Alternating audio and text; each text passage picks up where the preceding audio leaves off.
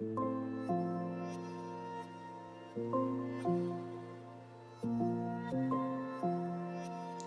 sa mga kagaya kong nahihirapan, kagaya kong gusto na sumuko, ngunit hindi ko kayang ipakita. Isa ba kayo sa ganitong sitwasyon? Hindi kayo nag-iisa. Naranasan mo na bang akala mo wala nang katapusan ang sakit? Yung tipong hindi ka napapagod. Yung umiiyak ka nang walang nakakaalam. Yung tipong akala nila masaya ka, okay ka, ngunit hindi nila alam na sasaktan ka na pala. Sino nga ba ang makakaalam sa iyong nararamdaman? Minsan kailangan mong makakausap. At hinihiling mo na lang sana hindi mangyari ang nangyayari. Sana okay pa ako kagaya ng dati. Alam ko sa buhay natin maraming pagsubok. Ngunit hindi ba pwedeng hindi tayo masaktan? Sabi nila pagsubok lang yan. Ang galing naman ng pagsubok na yan. Parang kamatayan. Hindi ba pwedeng iwasan? Hindi ba pwedeng time out mo na? Hindi ba pwedeng hinay-hinay lang pagsubok? Hindi ba pwedeng stop na? Sakit na. Mahina ako. Tawa lang ako nasasaktan. Nakakadurog. Ano pa bang dapat na salitang pwede? Kung may mga bagay naman sa huli alam mong masasaktan ka. Di ba pwedeng tama na? Di ba pwedeng saka na? Di ba pwedeng di ko na kaya?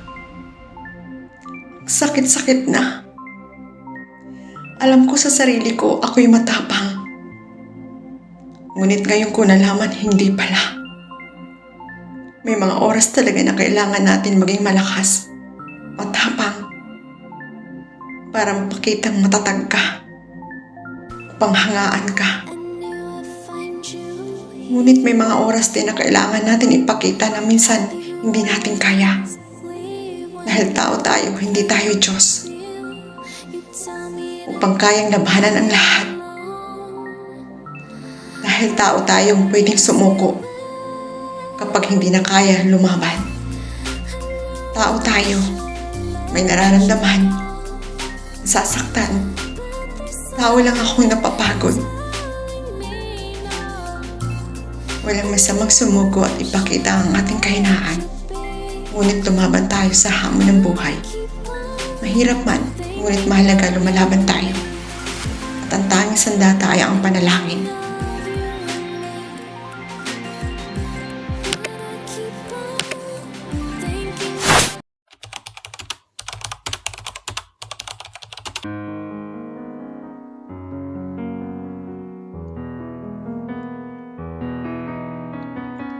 Para sa dalawang puso nagmamahalan ng wagas na kahit parehong magkaiba ang mundong pinagmulan. Sa bawat oras na kasama kita, mas lalo kong nararamdaman na mahal kita. At labis ako nagpapasalamat sa may kapal sa mga panahon na naranasan kong mga kabiguan at sa panahon ng aking pagkakadapa. Nandiyan ka para alalayan ako sa oras na ako mag-isa. Binigyan mo ako ng totoong pagmamahal. Pinaramdam mo sa akin kung gaano ako kahalaga sa iyo. At tinanggap mo ang aking nakaraan. Minahal mo ako ng higit sa aking inaasahan. Hindi ko kayang ipaliwanag ang aking saya. Sa bawat ngiti ko, hindi ko maikakaila kung anong saya. Ang nararamdaman ko sa bawat nakasama kita. Sa bawat sandali na kasama ka. Hindi ako magsasawang titigan ka at sabihin ng salitang, mahal na mahal kita, Han. Alam kong sigurado ako na ikaw na. Sa bawat sandali, ramdam ko ang kaligayahan ko ngayon. Hindi ko maikukumpara sa mga naranasan ko noon. Sa bawat sandali, ikaw ang nagbibigay ng pag-asa at lakas upang lahat ng pagsubok ay aking malalampasan. Na ang tanging panlaban ko ay ang tanging pagmamahal mo. Ikaw ang tanging armas ko sa hamon ng aking buhay. Pagsuporta ang tanging iyong alay. At pagmamahal mo ang tanging aking sandalan. Nagpapasalamat ako dahil ikaw ang binigay sa akin. Nakatagpo ako ng kagaya mo. Ngunit alam kong hindi tayo bagay. Pero ang mahalaga sa aking puso, tayo ay pinagtagpo sa kahit hindi tayo parehong magkaibang mundo. Ngunit heto, nagmahalan tayo. Ang ating puso ay magkapareho. Magkaiba man ang kinagisnan natin, ngunit sa pagmamahal, walang pinagkaiba. I love you so much, Han.